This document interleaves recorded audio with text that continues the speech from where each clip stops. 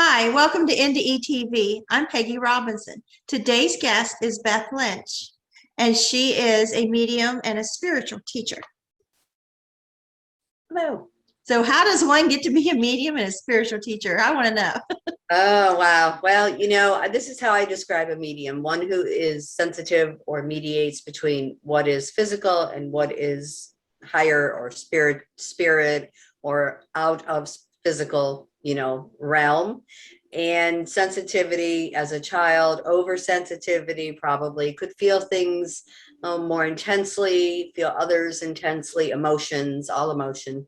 And so you go a lifetime of that, but then sensing things always kind of felt like I knew things were going to happen before they did, which when you're younger, it scares you, and I think a lot of mediums, I think a lot of people feel this, mediums are people, but that sensitivity, I think you go through phases of suppression of it, not sure, putting it off to the side, but then there's going to be life events, which usually it comes down to a death of a loved one, that kind of rattle, just like it rattles anybody.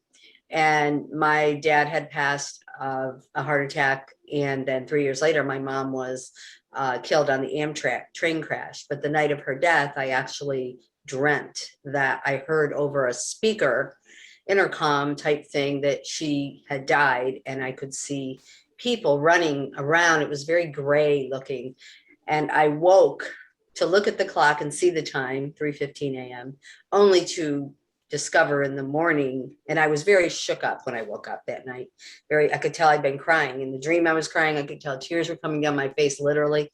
And so I woke up in the morning very early and turned on the car radio, and it was on the news, a train crashed. Well, I knew she was on a train, and that proceeded to be I think the kick in the booty, where I said, okay, why is this happening? Where is God? Where does God fit in? Where does, death, what is it? Where do they go? All the questions, the flooding of emotions that grief brings. And through that, I actually was led to a medium who looked right at me and said, young lady, you're not using your gifts and abilities. Your mother is telling me you'll do what I do someday. And I'm sitting there thinking, she's crazy.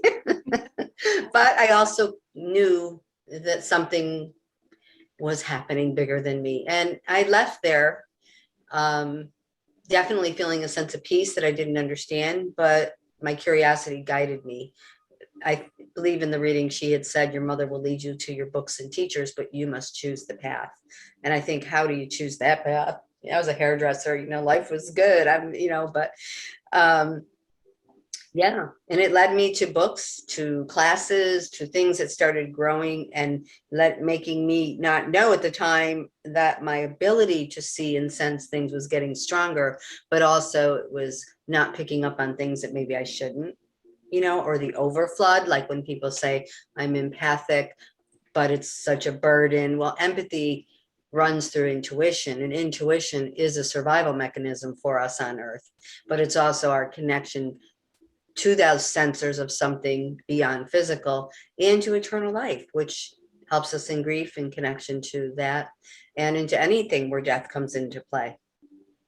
So that was So is that your job, like a full-time job now, is like being a yes, I've been doing mediumship, where I surrendered the scissors, if you will, as a hairdresser and said, okay, I'm going to do this and help others. And I would help one person, and then they'd bring their family and friends. And then, so I channel full time. I have for 27 years. And I work in person, I work remotely. And the teaching came in when I started to realize, probably after about 7 years of being, in as a channel, it kind of becomes a grief counselor in a way. You do. My own grief was healing. It still heals, I think. I don't think we ever stop healing, to be honest. I started to understand things like the law of attraction and see the power in thoughts, the mind, body, spirit connection. And I started to feel and see things that these were not just words. This had a very big picture in everybody's life, not just mine. It wasn't just me. People are sensitive. People are intuitive. People do need to understand their loved ones are with them. And that's where the teaching began, writing, I'm on my fourth book, actually, coming out this month. life, death, and in between. I always say I've learned a lot about the in between through life and death. So I thought the title was appropriate. But yeah, so that's where I felt to help others, and the teaching evolved in writing and stuff. So how did you go from, going to a medium and say you should do this to actually, like, what do you do? Stick a sign outside on your porch and say psychic? I'm ready, come and get me. Yeah. Well, the very first thing that happened after that session was within a week, I went to a more a metaphysical store, crystals, incense, books were there, self-help books. And I knew it was, in my radius where I could drive. So I stopped, and the very first thing I saw on was a pamphlet that said private and group tarot classes. And this woman, Elizabeth Schumann, she was an astrologer. Hello, Elizabeth, up in spirit. She's probably getting the ding, ding, ding that Beth's talking about her. And that was the real opening, because I felt very drawn to this, and I didn't understand tarot cards. I knew I was intrigued by them, but I was raised Catholic. So I had a very traditional upbringing spiritually, but I always felt a little more toward the Buddhist teachings. So I was always a little conflict there, a lot of conflict actually.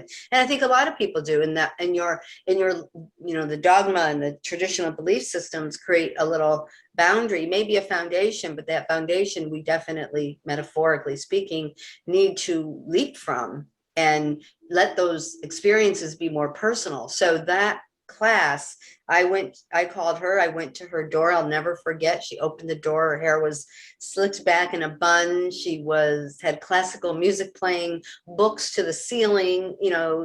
She was an astrologer / tarot teacher. And she had these little doggies running around. And the first thing she said to me was hello. And then she said, well, I bet you didn't know tarot was a spiritual tool. And I'm like, no, I didn't, kind of thought, oh no, is this okay? And she said, oh no, dear, it's all how you read it and respect it. And don't ever tell anyone you know their future, guide them. And I was like, okay, didn't quite know what she meant by that, but at the moment. But I mentored with her for 2 years, every Tuesday at 2, I can still remember. And she just taught me the cards opened me up to the chakras and color, energy, and symbolisms and metaphors to our journey. And that stimulates your third eye, your sixth sense, your higher perspective, because that is what opens us to see and feel that there is something out there, much like what you do in the NDEs, right? You go through, you release from the physical, you're having an experience, and you bring that back and you want to talk about it. But it's not always physically and logical. But actually, when we start to look at these experiences, when you look at energy, and, Nikola Tesla's quote, I use this in a lot of my teaching, if you want to understand the secrets of the universe, think in terms of energy, vibration, and frequency. Well, that's the law of attraction running through there. And if we look at things through energy, we can understand the spirit is an eternal essence of our own consciousness. What do you mean when you say energy? I'm missing something. I've heard people say it, like they throw that word out there, and I'm like, what?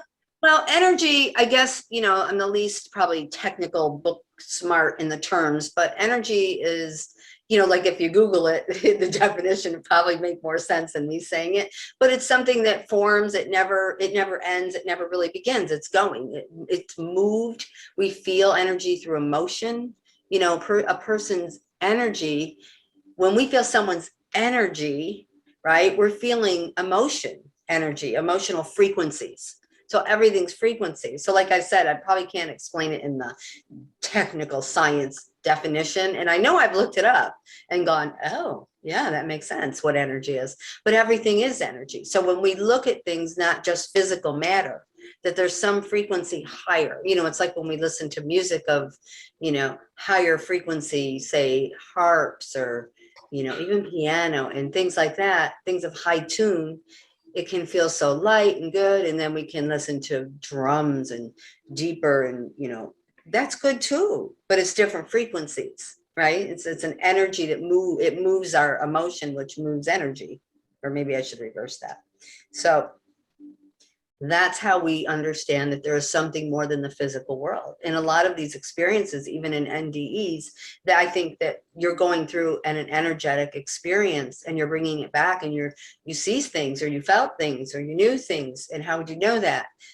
At least some of the experiences that I've, kind of, discussed with people, I would say more so, because most of what I do is based on communicating with spirit for others so they can feel their loved ones. And I always say, as a mediator for you, I want you to leave my session feeling you don't need me, feeling I created a space for that to open for you.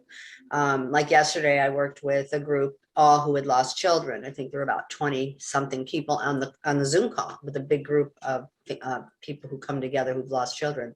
And I mean, talk about humbling, and, to see their children, show them things that are right next to them that I can't see. Or, I saw someone falling out of a window, and one of the people there, their daughter fell out of a window.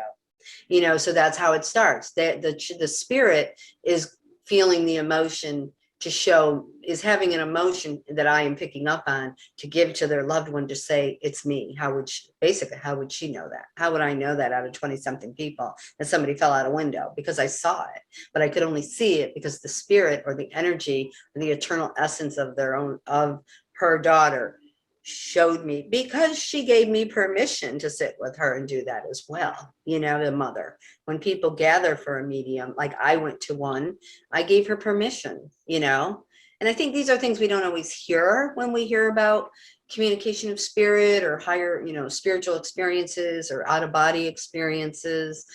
We don't always hear the understanding of it, but I do think that that's a very important part of, if we're going to sit in these positions to help others.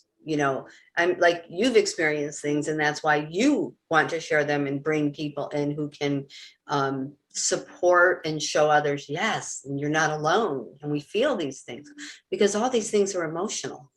That's why some people push away from things like this, the understanding. When I've had people saying, well, I'm not a spiritual person, I'm like, well, you are, because your spirit, your energy before your physical, your more consciousness. And like I said, how far back can we go? It's not all that far back to get the understanding. I said, I don't really explain the scientific part of it as much as somebody else that probably could, but I get the emotional, I get the spirit, I get what I've seen, what I feel, how it brings comfort, how it brought comfort to me, when I sat with that medium. And I do what she said I was going to do. And I've been doing it for 27 years. And we're actually still friends. So it's kind of nice that she's. Do you have any kind of thoughts of like why you got this? Or because people's had NDEs, you kind of feel like that must have opened me up, and you kind of just throw it to that. But somebody that hasn't, I mean, I'm just curious, do you think it runs in families, or? I think everyone has it. I think everyone has an essence of themselves that is in that vibration or frequency, that we, they say, we are spirit before we're physical, and then we return. In traditional teachings, we're returning to our natural state. And I think that's hard to grasp sometimes in this physical world. But I guess I get the feeling of it now, being that I've experienced it. So I don't feel it's just me. I think my volume might have been turned up more. Maybe over in spirit, I said, I want to go and help people. Where did, my parents fall into play, that had to cross so young in life? And, their absence actually catapulted me into needing to understand more about death, or I could have gone a more destructive way. Instead, I realized how much understanding, communication of spirit helped others. Little did I know that was me almost surrendering to my natural high sensitivity to it. Everything I was doing was, even being always intrigued by yoga and taking yoga. I'm far from a flexible person. I can't reach that level in it. I never have been able to, but I enjoy it. But that does balance it is a mind, body, spirit exercise, I could never do a split, so I probably wouldn't be Oh, I'm good at so it. not flexible. And, I've been doing yoga probably since I was 19, on and off, but more on than off. But I'm not flexible. And I laugh when I look at in a class, you can't judge yourself. I'm just like, but I know what I feel when I come out. And every once in a while, I do feel my connection to that has to be, I need to get back to a class or do it at home in my little YouTube room or whatever, YouTube video, and it's interesting to feel that sensitivity to what your body needs too. We all want to be intuitively connected to our body. Can you we should. hold on a second? Oh, yeah. I got a problem. Yeah, no problem.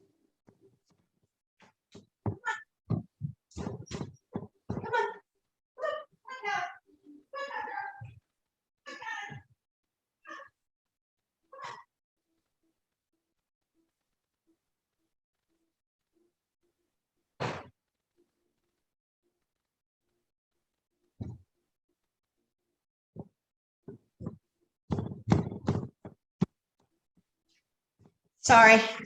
Oh, I've that's got fine. a dog that had pups last night and she needed to go out. Oh, And I have a cat running around and we have to keep them separated. And I don't No know problem. my cat's okay. Because No I don't know how problem. that dog got out of that kennel. But okay. Wasn't really a kennel, but yeah. Animal crisis around here. Oh, I know. I have my dog out in the other room right now. Anyway, she's out there. She walks in, you hear her clunk, clunk, clunk, clunk, clunk.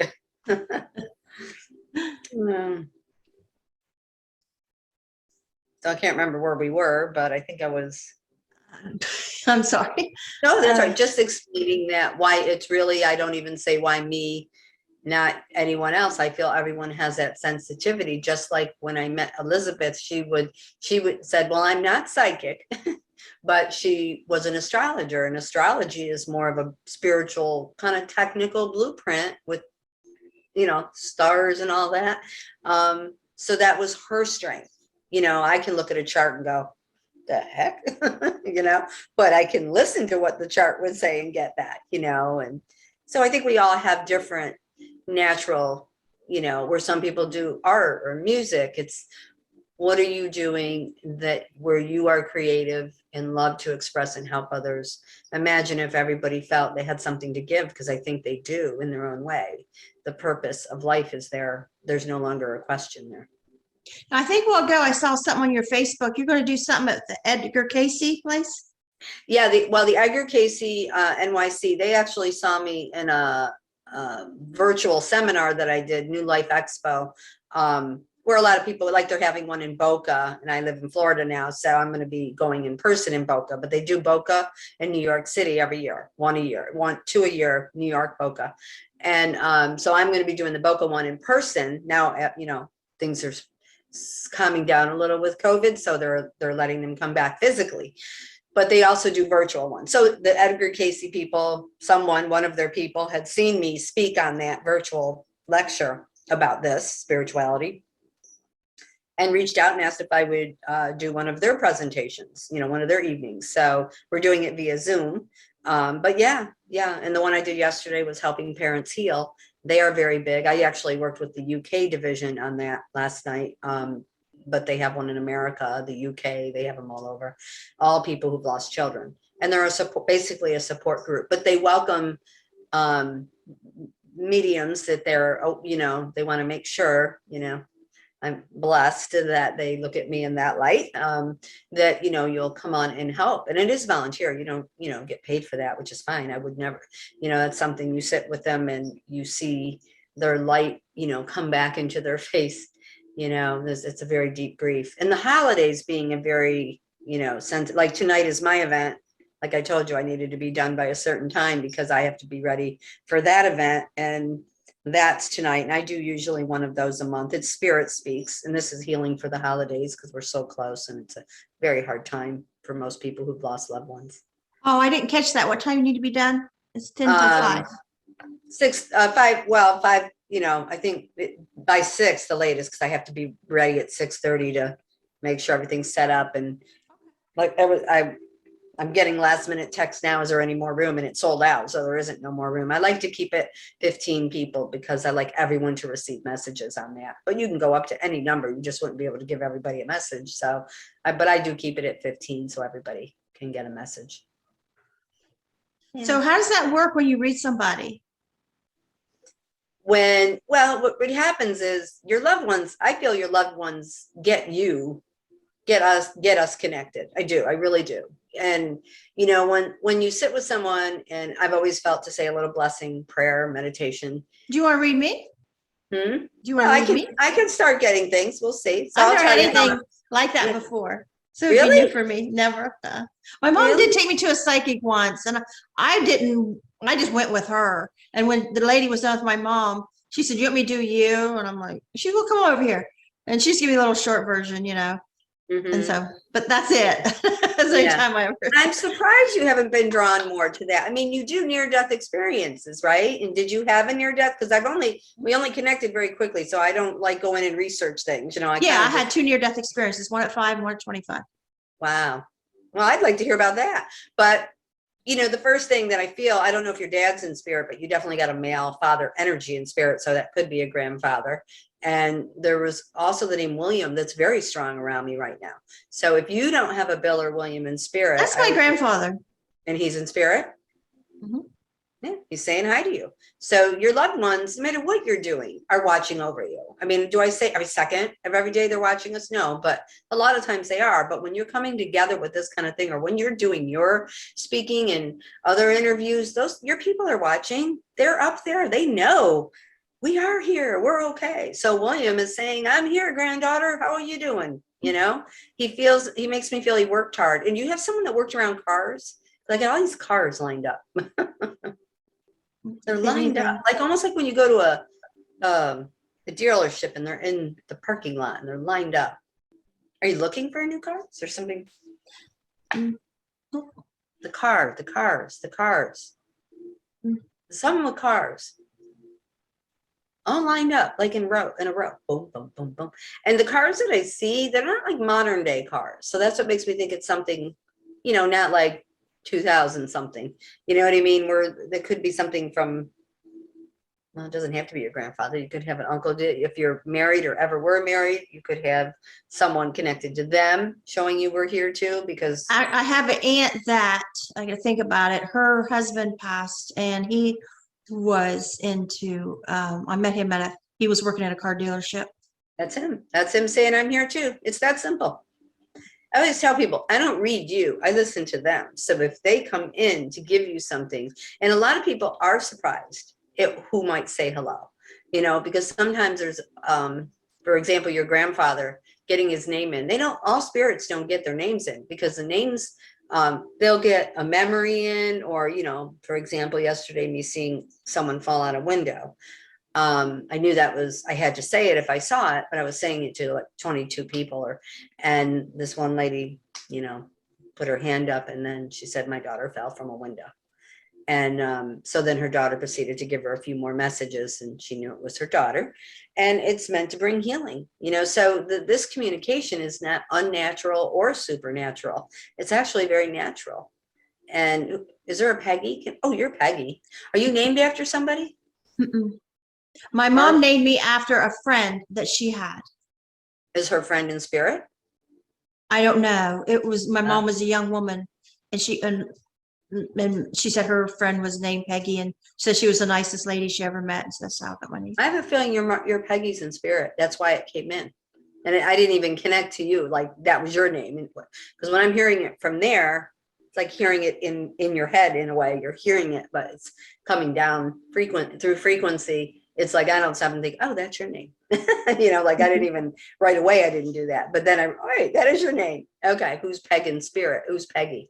You weren't named, and that's why I said, were you named after someone? Because I'm feeling you were named after someone. So even when a medium asks a question, it's usually because we already know the answer. Like I knew you must be named after someone, or I'm not going to hear she's named after someone or me. Is your mom in spirit? My mom's alive. Mm-hmm. Okay, so that would be, I'm telling you, I got a feeling Peggy might be crossed. And that's what you're getting. Yeah. Because otherwise it could be your mom. She would know that, you know, but sometimes it's like you don't try to be right when you're doing mediumship. I always tell when people who feel that and want to develop their own natural because they feel a connection, I say, don't try to be right. Spirit will not be wrong. They're not going to tell you wrong things. If you come from the highest space in your heart about helping people with this, they're not going to tell you wrong things. So if you're trying to be right, you're going to just block what you feel and what you should interpret. I always say interpretation is very important, you know, and very sacred. So if you interpret it with that intention, you're always, I feel, led to the highest, you know, space. And you'll always, people will find you because we're meant to bridge the gap. You know, it's the rainbow, heaven and earth, on earth as it is in heaven, whatever way you want to look at it. So yeah, I'm getting a lot of bows. You had someone that made bows or did something with bows or bows, like ribbons and bows. Somebody's got this, you know, like when somebody sews and they take that ribbon and they go, zzz. One of your grandmothers? Yeah, about that. Who was the person with the cars? My aunt's husband that I just Okay. met, I think once, and it was at a car dealership. He was working there. And is your aunt living? Yes. Okay. So yeah, spouses are interesting. Spouses, a lot of times spouses will bring in the name of the living spouse when they come in.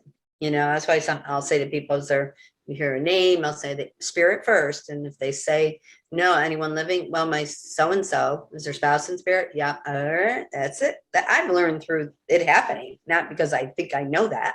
I've learned because I've seen that happen so many times in the last 27 years that that's what it is. Charlie too. I'm hearing the name Charlie right now. Charlie. Charles, Chuck.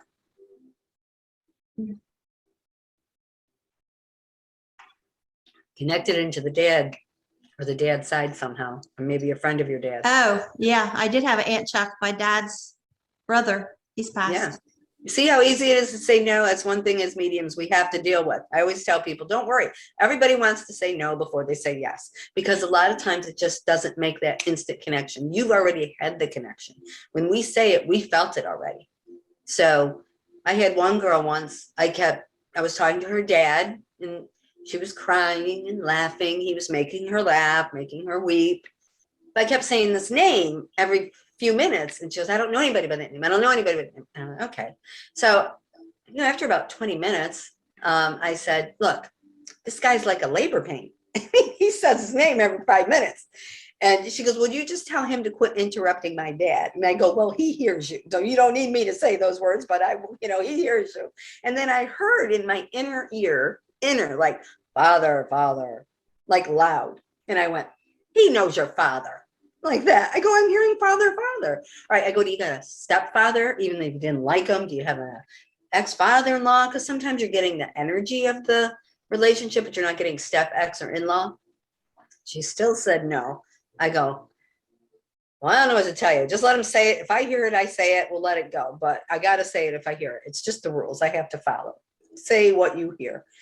And so her dad, you know, he said a couple more things. And then I heard the name again. So I said it again. And she goes, I just wish he'd stop. She got a little angry, but her friend was in the waiting room and her friend could hear it and yelled in, I can't take it anymore. Isn't that your father's name? And the girl screamed and I jumped and I went, no. She goes, oh my God, how could I not know that? And I go, 45 minutes not know that, okay? Even me hearing father in my head. I go, I said to her, I didn't want to insult you and say, well, you sure it's not your father? I thought that would be a little insulting. And it's the last thing I'd want to do. And she goes, oh my God, I can't believe I didn't realize it was him. And she goes, I just never called him by his name. I called him Daddy. She was definitely Daddy's little girl. And I laughed. I said, you know what? I learned a lot in this session. I learned that it doesn't matter if you know or not who I'm talking to. They're still going to say what they want to say because her daddy was giving her beautiful. She knew it was him. I mean, crying, laughing, but boy, the name, ooh, right over the head.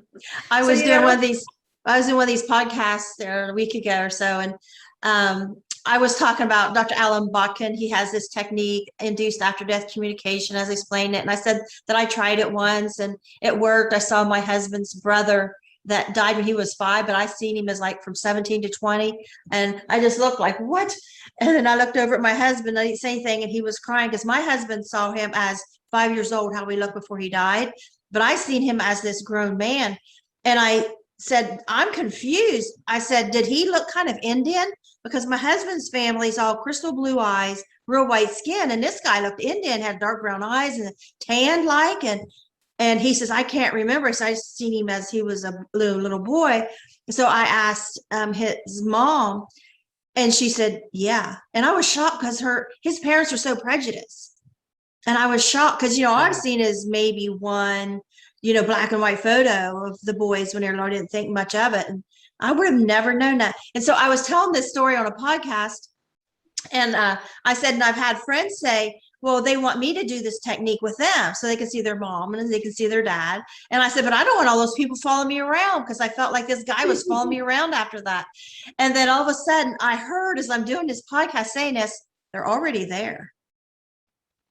Like, I didn't want them around, and I heard they're already there. Like, they are already there, and they're not going to just stay. Like I say to people when I'm channeling, they're with you. They're not with me. I'm sensing them.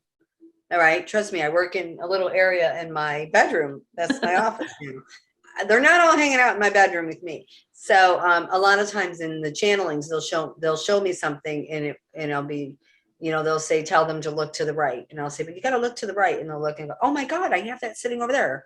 Oh my God, that word's right in front of I'm over my fireplace. And I can't see it because I'm facing this way with them. And they want to show you they're with you. So never worry that they bombard. They I have learned they respect even when, I need downtime, I think, but yet I never feel like it's completely turned off. It's just turned down, but I've had times when they'll jump and say something at me. And I mean, I had it happen only once in the grocery store. It was kind of funny. I was walking by the cold cut area, the deli, and I hear olive loaf with this deep voice, and I'm walking with my cart and my little boy in the cart, and I go, no. And I keep walking, and I hear olive loaf, tell her olive loaf. So I'm like in my head going, oh yeah, I'm just going to scream out olive loaf, whoever you are, and so somebody's going to turn around and think I'm crazy. And all of a sudden I see a girl I know in the line, and I go, oh my God, it's her father. Because I remembered her father had passed, and they actually lived in our street. So when we were little kids, we knew them. I mean, we're talking 40 years back, and that was 20 years ago. And so I went up to her and I go, hey, olive loaf. And she went, what? And I go, I'm just minding my own business. And I hear a man voice say that, and you're the only one I know in this line. And it was a long line like this way. And she goes, I hate olive loaf. My father used to send me to the store to get his olive loaf. And I used to get so mad because I didn't want to smell it or anything. And she goes, and just for the record, I don't believe in that stuff. I go, well, maybe that's why you need to hear olive loaf. And I was laughing, right? And she goes, I just can't believe this. And she got all emotional. And then, 3 aisles later, I run into her again. And she goes, I can't believe it. I can't believe it's my dad. I go, I mean, she believed it. She knew. She was so emotional all over olive loaf. So, I've seen it all. Well, after I did that little technique and I saw his brother, I was so connected to his mom. Like, we walked in her house one day. She said, oh, look what I did. She had this bruise on her shin. She had fell. And out of my mouth, because I heard it so loud, it just had to come out. I said, wound care. And I'm like, I don't know why he said that. I said, but that's going to need wound care. And I'm thinking, this is stupid. It's just a bruise. Wouldn't you know, that woman needed wound care. Somehow that thing got this big hole inside her leg. I was taking her every day to wound care, and then wound care was coming to her house and packing that thing. Like, I don't think I've ever said the word wound care. Yeah, exactly. And, look, that's mediumship. You're a mediator. You're being a medium in that moment. And, somebody, obviously, it could have been her son. It could have been her own parents if they were there. Sometimes it's like, not who said it is the most important thing. It's always going to be somebody super close that they lost. that's going to get involved in something like that, not just anybody. And so they used you, and obviously you have a sensitivity, and obviously because you've embraced those NDEs, you do have a very sensitive sensor to energy and the spirit world, or spirits energy. So yeah, they used you to bring her that message, whether it be go further, get it checked, and some people don't always listen, and then something happens, and then it's like, oh my God, you won't believe I should have done that 2 weeks ago, but it's okay, what can we do? But, there's a lot of things that but it's interesting, and it showed you something that stayed with you. So yeah, you are. Mediation is just sensitivity to physical and spirit, or higher frequency and lower frequency. My cat out here. Hi, kitty. Yeah. It's hard to know when it's real for me. I mean, it must be very clear cut for you.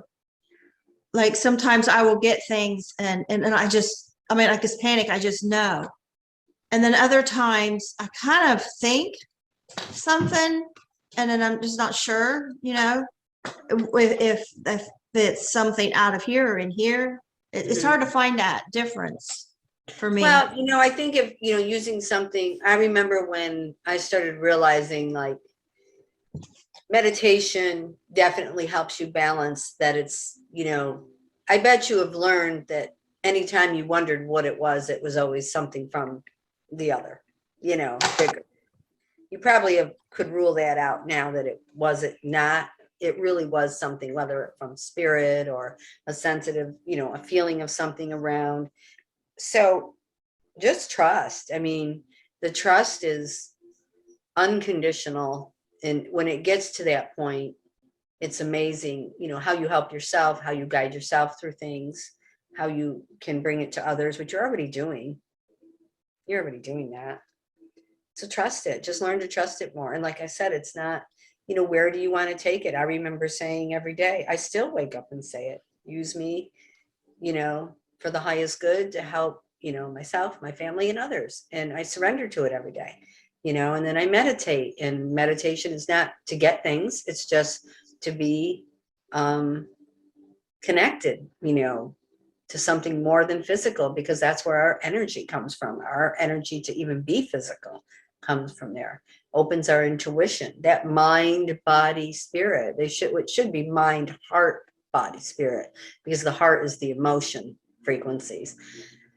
And your thoughts run those emotional frequencies that will determine all things physical around you, including a lot of times the condition of your body, your immune system. Right now, these days, I think we all want stronger ones. Does it prevent us from getting things or things happening? No. But can it give us more support and more intuitive, to make our choices more intuitive to what would be for our highest good? Absolutely. It'll always do that. Okay. Well, I don't want to keep you too long. I know you've got things to plan. So I appreciate your time, and good luck on all that you're doing.